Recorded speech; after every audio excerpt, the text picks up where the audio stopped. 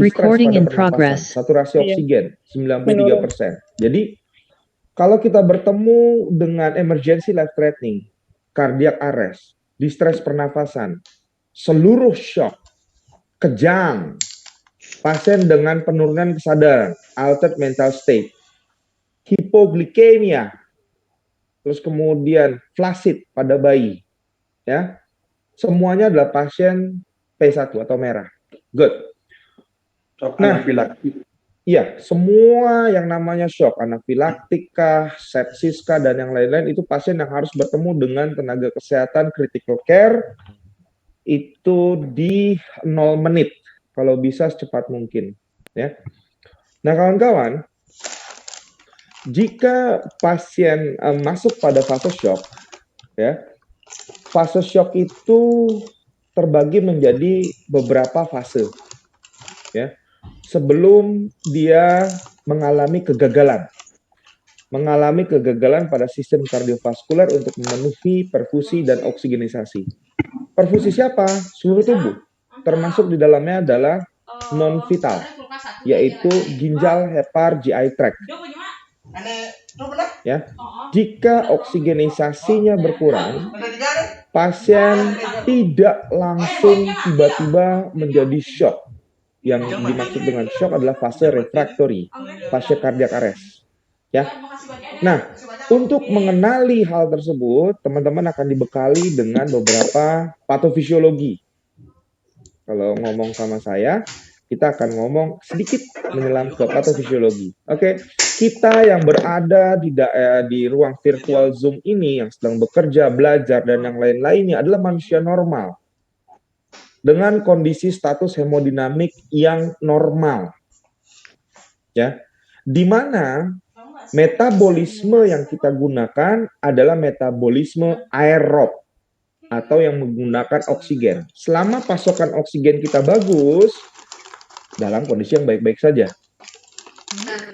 Jika ada gangguan, ya, baik berupa perdarahan, baik berupa gangguan pompa kardiogenik yang menyebabkan oksigen berkurang, mengakibatkan metabolisme awal kita yang menggunakan oksigen menjadi berubah, yaitu metabolisme anaerobik. Dari mana tenaganya? Asam laktat. Ya. Jadi asam laktat itu adalah BII, bang inang-inang, atau rentenir dalam tubuh kita. Jadi kalau pemeriksaan laboratorium, kita normal, serum laktat itu di bawah 1 milimol. Tapi kalau pasien sudah mulai meningkat, apalagi lebih dari 4 milimol, pasien kita masuk ke fase asidosis. Nah, itu fase awal. Ya. Jadi sebelum masuk asidosis, saat pH darah tubuh kita ini turun, ya, pH darah normalnya adalah 7,35 sampai 7,45. Jika ada penurunan, ya, kurang dari 7,35, berarti masalahnya adalah di ginjal, asidosis metabolik. Jika pH darah kita di atas 7,45, ya, 750, 752, dan yang lain-lainnya, berarti masalahnya berada di paru-paru, terjadi alkalosis respiratorik. Itu dulu yang harus kita pegang. Nah, di fase awal, saat pH darah kita turun, artinya terjadi kondisi hipoksemia, kekurangan oksigen, ya, mengaktifasi sistem di aortic arch. Aortic arch itu ada di lengkung aorta. Ini adalah sensor, ya, sensor yang dipunya oleh tubuh. Bila mana terjadi penurunan pH darah, sensor ini akan mengirimkan alarm ke otak tengah, ya, untuk mengeluarkan katekolamin, mengaktifasi katekolamin. Oke, jadi sensornya ada di lengkung aorta, dia kirim ke otak tengah untuk mengaktifasi sistem katekolamin. Apa itu katekolamin? Katekolamin isinya adalah epinefrin dan norepinefrin. Ya. Jadi kawan-kawan, ini adalah fase kedua dari shock. Di mana saat terjadi penurunan pH darah di fase pertama shock, pasien akan mengeluh pusing dan lemes. Itu fase pertama. Karena dia mengeluh pusing dan lemes, aktivasi pada lengkung aorta mengeluarkan katekolamin yang berfungsi untuk melawan penurunan pH darah. Penurunan pH darah tersebut akan dilawan dengan neurohormonal dan biokimia yang berasal dari katekolamin dan dari sistem ginjal, yaitu renin, angiotensin, aldosteron sistem. Artinya, bahasa gampangnya itu seperti apa? Epinefrin dan norepinefrin akan membuat vasokonstriktor. Apa vasokonstriktornya? Nih, di pembuluh kapiler, mencegah cairan yang berada di intravaskular jebol ke interstitial atau ke jaringan ekstraseluler. Jadi dicegah agar cairannya tidak keluar. Setelah dicegah oleh epinefrin, sistem dari ginjal akan menambah volume darah. Volume darah ditandai di fase kedua, ditandai dengan yang sering Anda kenal. Pertama, nadinya cepat dan lemah, akralnya yang dingin, ya. Terus kemudian oliguri, pengurangan pada urin, bising ususnya menurun karena kurang oksigen. Dan ini adalah fase kompensasi atau fase perlawanan oleh tubuh kita. Bahasa gampangnya gimana? Tubuh sedang menginfus dirinya sendiri di fase kedua. Ya, tanda fase kedua, takikardi, takipnu, ya, nafas cepat, oliguri, terus kemudian dingin dan lembab. Jika Anda mau menolong, memberikan oksigen dosis besar, aliran tinggi, memberikan cairan dengan cara melakukan resusitasi, paling tepat adalah di fase kedua ini, di mana tubuh memang benar-benar membutuhkan semua cairan dan semua oksigen. Di fase kedua inilah teman-teman speednya naik, ya, melakukan tata laksana sirkulasi sebelum jantung menjadi vasodilatasi, pembuluh darahnya. Kapan dia vasodilatasi?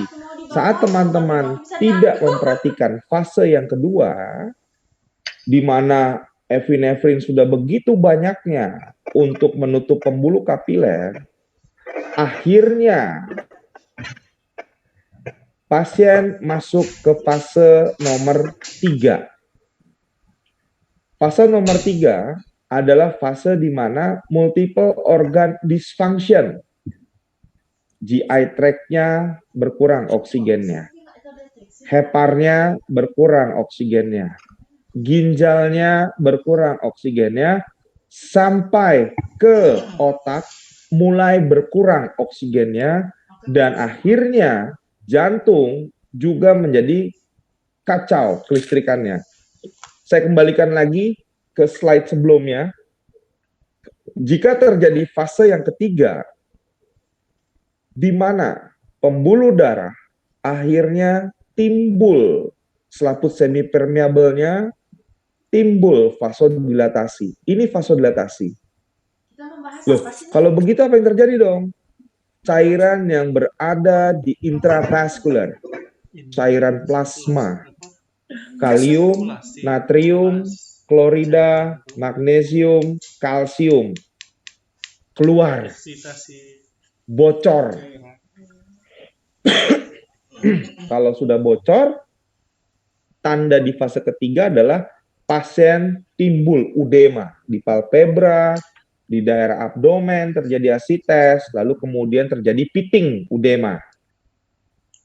Jadi kalau teman-teman sudah berjumpa dengan pasien seperti itu, wow, kita sedang menghadapi pasien yang shock fase ketiga, di mana semua organ sudah disfungsi.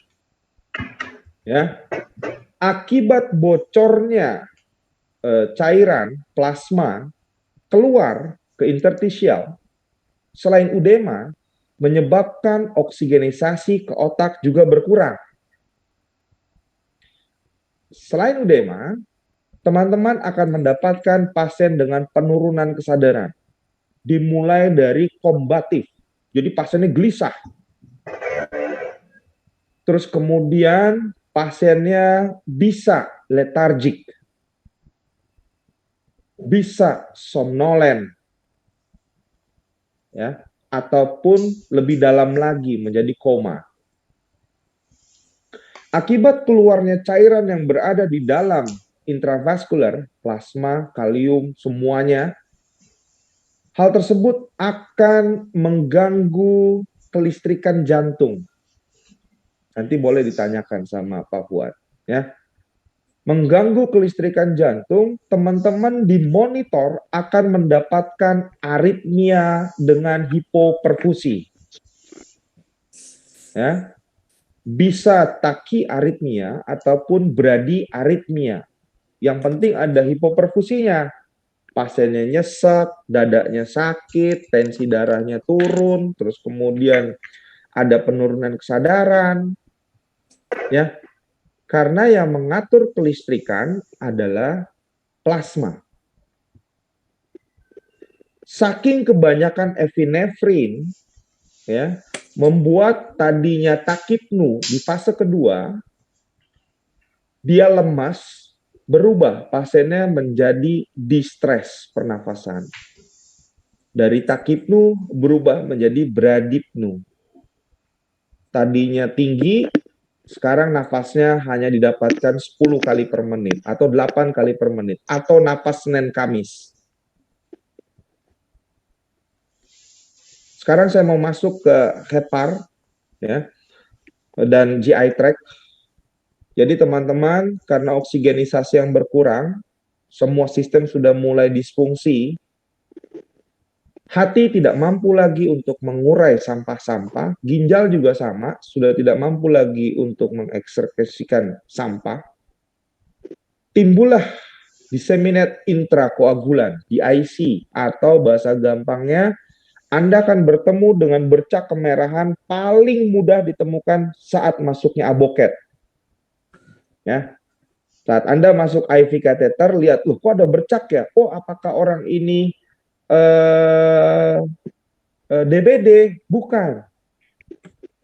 Jadi kalau pasiennya shock gara-gara hipovolemik, Anda menemukan petechiae, pasiennya udem, ya, terus kemudian ada penurunan kesadaran, gambaran EKG-nya aritmia dengan hipoperfusi, ya, napasnya sudah bradipnu.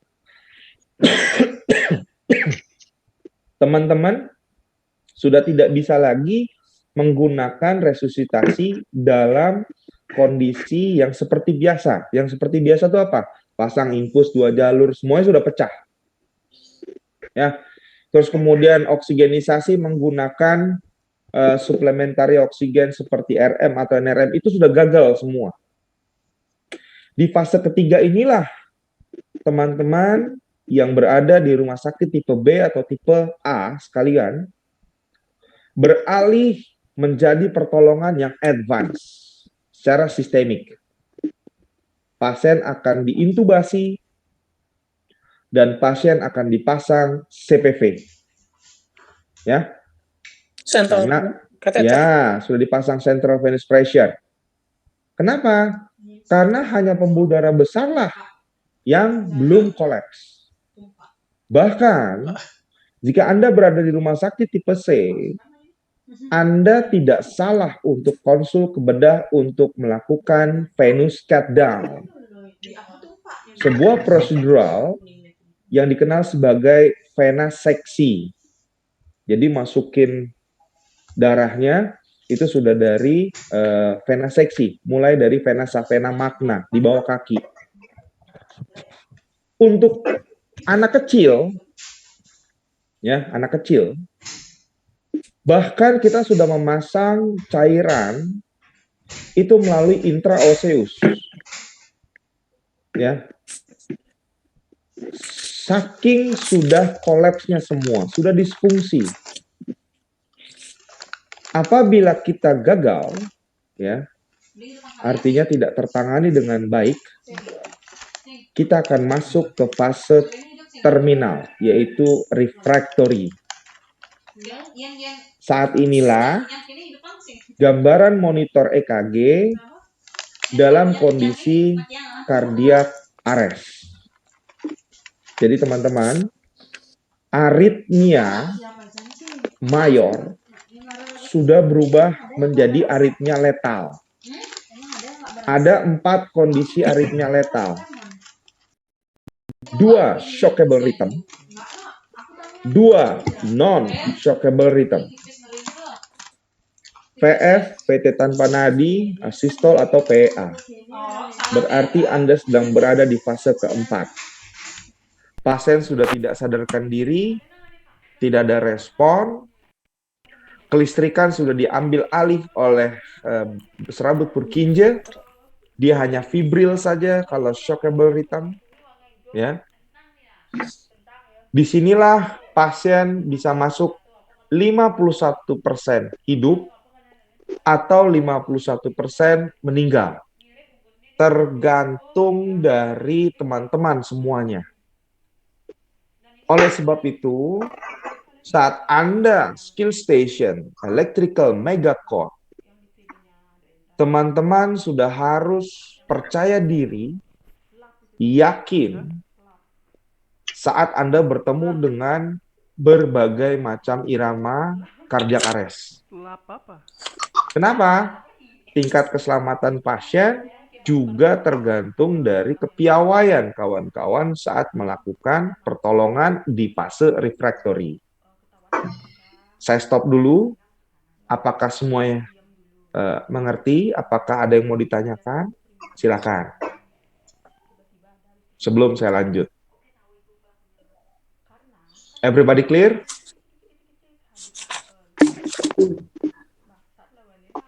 Everybody clear? Clear, Dok. Saya ulangin Clear, lagi ya. Dok. Fase 1, orang pusing doang nih, sama lemes. Ingat, pusing, lemas, pasien masuk ke metabolisme anaerobik, ditandai dengan serum laktat lebih dari 4 milimol.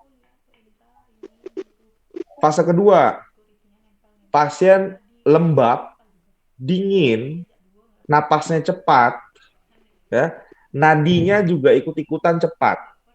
Urinnya oliguri, sudah berkurang jauh. Fase kedua, kita harus ngegas. Kasih oksigen yang besar, kasih cairan yang cukup. Ya. Kalau misalnya Anda gagal, ada masalah di antara ketiganya, volume, kontraktilitas, ataupun irama, yang menyebabkan jantung tidak mampu untuk berkompresi dengan baik, berkontraksi dengan baik, dia akan masuk ke fase nomor 3. Fase nomor 3 artinya terjadi kebocoran dari cairan intravaskular yang isinya plasma, kalium, kalsium, natrium, klorida, magnesium, keluar interstisial, keluar jaringan. Tandanya adalah udema, baik anasarka maupun pitting udema. Yang kedua, karena oksigen ke otak berkurang, pasien mulai terjadi penurunan kesadaran, gelisah, letargik, atau yang paling dalam koma. Napas pasien berubah dari takipnu menjadi bradipnu, kurang dari 12 kali per menit. Oke. Lalu kemudian ada DIC atau perdarahan di kulit yang ditandai dengan bercak-bercak peticke kemerahan, terutama di daerah masuknya IV cap.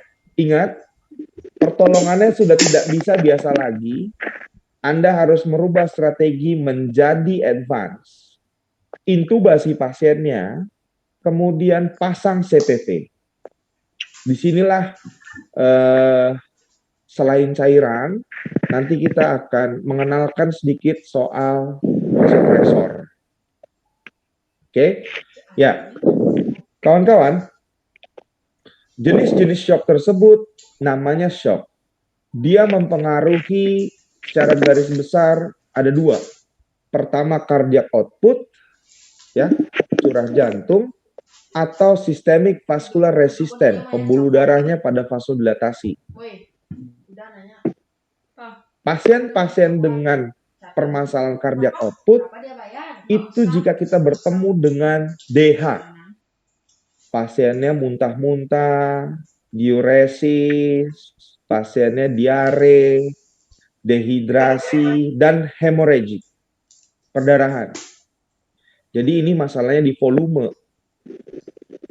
Dan masalah systemic vascular resistant, pembuluh darah yang melebar, itu ada cardiogenic, gangguan pada pompa, shock obstruktif, ya, tension pneumotoraks atau tamponade, dan shock distributif, sepsis neurogenik ataupun anafilaktik. Gimana cara kita mengenalinya? Saat volume saja yang bermasalah, Anda masukkan cairan, insya Allah ini akan aman. Gejala shock pasti hilang, pasien kembali lagi ke muka bumi dengan selamat. Tapi jika kita berbicara tentang systemic vascular resistant, pembuluh darah yang menjadi vasodilatasi, selain cairan, teman-teman juga harus ya menambahkan beberapa ionotropik atau vasopresor, obat-obatan. Ionotropik atau obat-obatan yang biasa terkenal untuk mempertahankan adalah vasokonstriktor kuat yang mempunyai efek adrenergik, baik alfa 1,2, beta 1,2. Bahasa gampangnya, obat-obatannya adalah, contoh salah satunya adalah dopamin, dobutamin, ataupun Vaskon. Oke, jadi selain cairan, teman-teman harus sudah menambahkan obat-obatan vasopresor. Nah, kita ngomongin tentang hemoragik terlebih dahulu. Ini yang paling sering dijumpai pada kasus traumatologi. Sumber-sumber perdarahan besar di mana sih yang bisa bikin gangguan hemodinamik? 4 yang tadi saya bilang. Toraks, abdomen, pelvis, atau tulang panjang. Itu aja. Ya. Pak, kalau misalnya kebeset di sini bisa gangguan hemodinamik enggak? Iya, kalau disertai dengan pemotongan gaji 90%. Ya, ada turbulensi hemodinamiknya tuh. Bisa langsung shock tuh orang. Ya. Kemudian kita mengenal tentang kelas perdarahan. Kelas perdarahan ini berfungsi untuk menjadi salah satu parameter. Selain cairan, perlu nggak saya nambahin produk darah? Oke, kelas 1 dan kelas 2 adalah perdarahan yang diibaratkan tanpa komplikasi. Sementara perdarahan dengan komplikasi adalah perdarahan kelas 3 dan kelas 4. Apa batasan jelas yang memisahkan kedua bagian besar ini? Terutama di tensi. Ya. Jika teman-teman bertemu dengan systolic blood pressure kurang dari 90, kasus traumatologi sudah 51% pasien Anda mengalami perdarahan kelas 3. Artinya apa? Kelas 1, kelas 2, kita hanya gunakan cairan kristaloid saja, insya Allah dia akan bagus kembali. Tapi kalau perdarahan kelas 3, selain cairan, Anda juga akan menambahkan produk darah. Oke, kita masuk ke produk darah. Produk darah seperti apa sih yang hendak kita masukkan? Oke, teman-teman, ada yang dikenal sebagai perdarahan akut ataupun kronis. Catat, batasannya adalah 1 jam. Kurang dari 1 jam, kemungkinan besar adalah pasien mengalami acute bleeding. Yang sudah pasti keluar adalah red blood cell-nya saja. Yang paling banyak keluar maksud saya. Sementara kalau lebih dari 1 jam, teman-teman akan berhadapan dengan kondisi chronic bleeding. Artinya, selain red blood cell, sel darah merah, ada beberapa komponen yang juga akan keluar. Menentukan kita pakai PRC ataupun WB itu tergantung dari jamnya. Makanya teman-teman jangan lupa untuk bertanya, Bapak maaf, ini kejadiannya kapan ya? 15 menit yang lalu. Oh, berarti kurang dari 1 jam. Yang keluar adalah red blood cell paling banyak. Seperti kita tahu bahwa red blood cell itu banyak mengikat O2. Jadi jelas dia akan membuat hipoksemia pada seluruh organa viscera di dalam tubuh pasien. Dan yang akan kita berikan, kalau begitu, produk darah pertama adalah PCR, PRC. Kenapa harus PRC? Karena PRC lah yang paling cepat mengikat oksigen dan menghantarkan ke target organ. Mana target organnya? Hepar, ginjal, GI tract, paru-paru, jantung, dan otak. Si boba yang aku suka adalah bobanya. Literatur terbaru menyatakan bahwa jika Anda memberikan produk darah PRC lebih dari 4 cough dalam waktu 1 jam, berarti Anda membutuhkan platelet, antiplatelet. Kok bisa begitu? Karena pasien akan mengalami koagulopati. Teman-teman, ini sering agak sedikit salah dalam pengertian koagulopati. Koagulopati adalah sebuah kondisi di mana terjadi gangguan pembekuan darah. Bukan darahnya menjadi beku gitu ya. Tapi justru koagulopati adalah gangguan pembekuan darah. Contoh gampangnya seperti apa?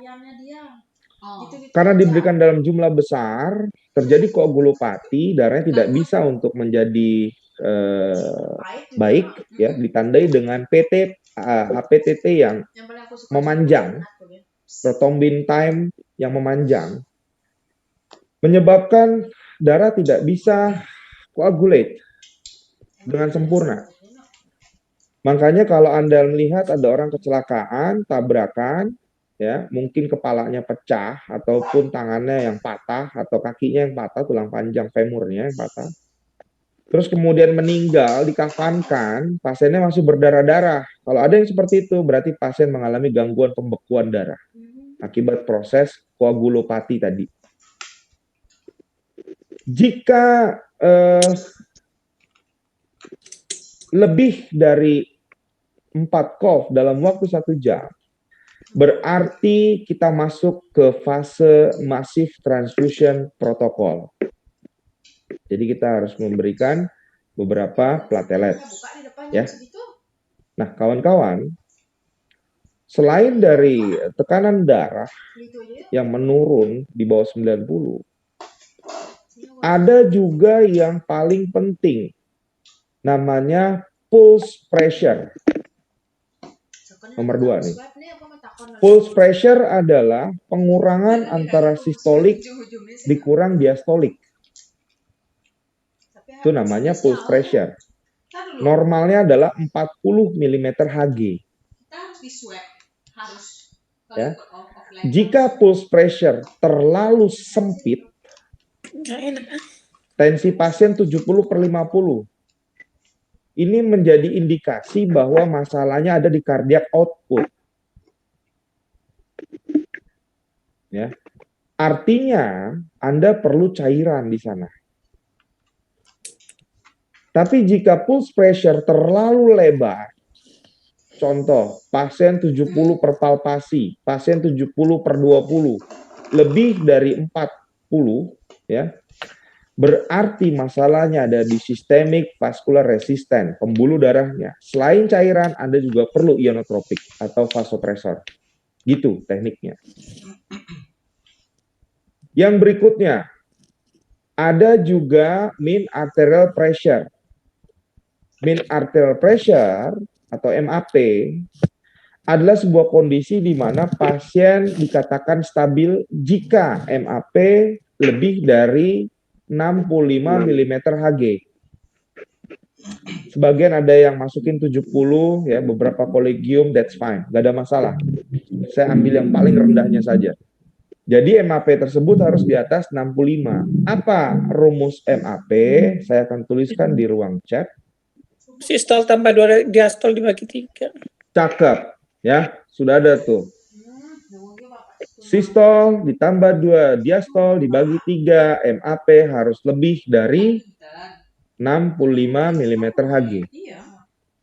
Itu pertanda bahwa volumenya cukup. Oke. Nah, kawan-kawan, apa yang harus kita lakukan jika terjadi gangguan sirkulasi? Saat ini saya yakin Anda semuanya, termasuk saya mungkin ya, dalam kondisi panik. Panik mikirin ABC. Seperti sudah dibilang bahwa saya nggak ada waktu buat memikirkan apakah ini berasal dari cardiac output ataukah dari systemic vascular resistant, apakah pasien harus intubasi, ABC, dan yang lain-lainnya.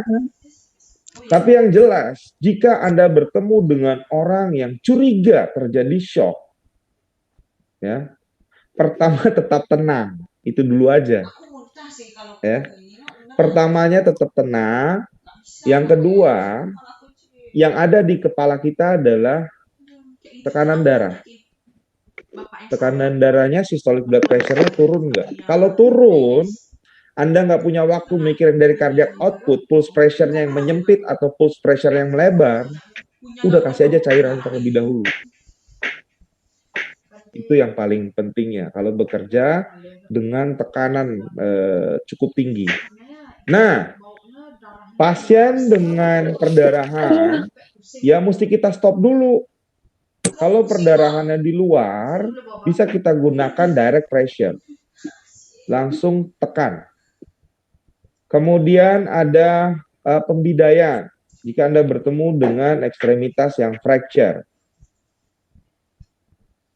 Pada pasien-pasien yang mengalami luka amputasi pada daerah ekstremitas, saya tegaskan sekali lagi, hanya luka amputasi di mana perdarahan tidak bisa berhenti, teman-teman masih diizinkan untuk melakukan tourniquet sedistal mungkin dengan luka, dengan pemeriksaan per 10 menit.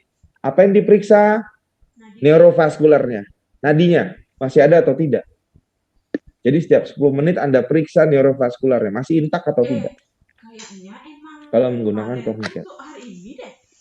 Yang berikutnya adalah pemberian hemostatic agent. Ada 2 hemostatic agent, topical atau injeksi. Jadi saat onset 3 jam, teman-teman boleh memasukkan tranexamide acid. Ya. Kalnek, Tranek, Nexa, silakan dimasukkan. Ya, transamin dan yang lain-lainnya. Jika teman-teman sudah melakukan 4 hal ini, ya, terus kemudian kok tensi orang nggak naik-naik ya, tensinya nggak naik-naik jadi 90, urinnya nggak keluar 0,5 cc per kilogram berat badan, MAP-nya terus ngejeblok, ya, mungkin ada potensial bleeding yang belum tertangani dengan baik. Di mana? Di 4 yang tadi kita sebutkan. Hah? Di 4 yang tadi saya sebutkan, toraks, abdomen, pelvis, atau tulang panjang. Tolong dilihat. Dan kalau ada tandanya itu memar, teman-teman segera konsul ke bedah. Oke. Nah, apa yang harus kita lakukan? Pemasangan infus 2 jalur menggunakan IV CAT. Dari yang terbesar sampai terkecil yang bisa saya kasih tahu ya. Biasanya Pertama adalah 14 atau 16 atau 18G. Nih 2018, 18 ini udah masuk. Oh iya 16 maksudnya. Pak, badannya terlalu kecil. Kita tidak bisa untuk melakukan pemasangan yang 18G. 20 pakai ilmu gaib, tambah ilmu gaib. Apa ilmu gaibnya? Di pressing. Ya. Paksa. Jadi hanya kita yang bisa melakukan seperti itu. Karena dicari di literatur seluruh dunia pun nggak ada itu kompres. Nggak apa-apa, yang penting pasiennya cairannya masuk dengan cepat. Jangan lupa ambil sampel darah, karena kita akan memeriksakan cross match. 2018, cairan yang diizinkan boleh masuk berubah dari 2 liter hanya 1 liter. Ya. Hanya 1 liter saja. Penelitian mereka 1 liter sudah cukup untuk membuat volume jantung kembali menjadi baik. Kita nggak tahu, Pak, saya nggak tahu ini pasiennya ada penyulit atau tidak. Seperti yang kita bahas kemarin, CKD on HD, kardiomegali, terus kemudian efusi pleura, dan yang lain-lainnya. Gimana caranya? Gunakan fluid challenge. Berikan 200 cc dengan cepat, kemudian Anda jangan lupa cek MAP-nya, cek tensinya, cek urinnya. Ya. Ada cairan masuk, kita harus mengontrol outputnya, yaitu pemasangan polikateter. Paling mudah masuk melalui uretra. Jika ada penyulit, ya, adanya ruptur ataupun yang terbaru adanya fraktur pada pelvis, voli melalui uretra dilarang. Terus bagaimana caranya? Konsul urologi. Apa yang akan dilakukan urologi?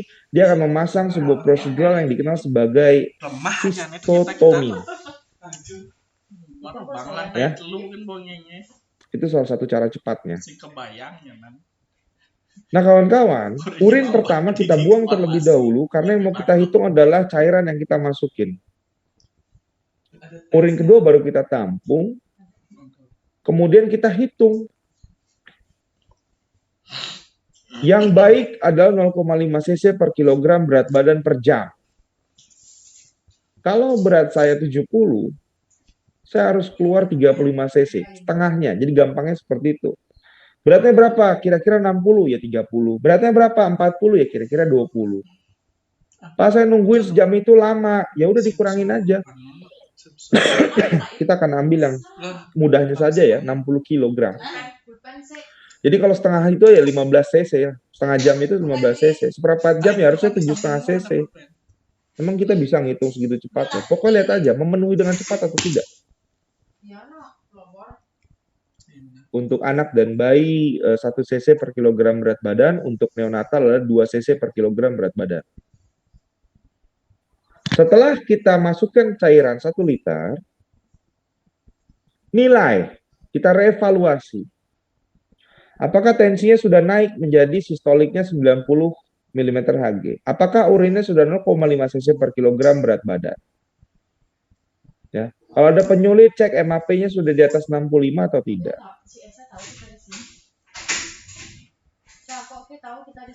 Jika sudah tercapai, resusitasi kita hentikan, diganti dengan maintenance. Dan lihat, jika tanda shocknya tetap tidak ada, namanya pasiennya berespon baik terhadap cairan tersebut. Tapi apabila tiba-tiba menjadi shock kembali, itu dikenal sebagai transient response atau respon sementara. Tandanya apa nih?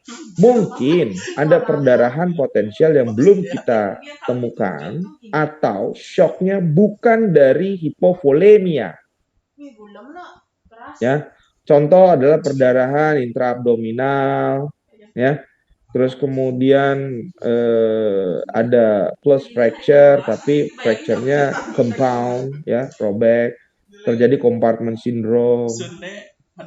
Atau bahkan sama sekali 1 liter tersebut tidak memberikan efek apa-apa. Oh, ini pasti perdarahannya aktif. Contoh kasusnya adalah hematotoraks. Ya. Nah, kawan-kawan, semua pasien transient maupun unresponse, Anda membutuhkan bantuan lintas departemen. Namanya adalah bedah. Pak, saya di puskesmas, Pak. Nah, meskipun ada di puskesmas, petakan di mana rumah sakit yang mempunyai kecepatan membuka OK di bawah 5 menit. Ya. Kenapa? Karena kita perlu melakukan ligasi dari dalam.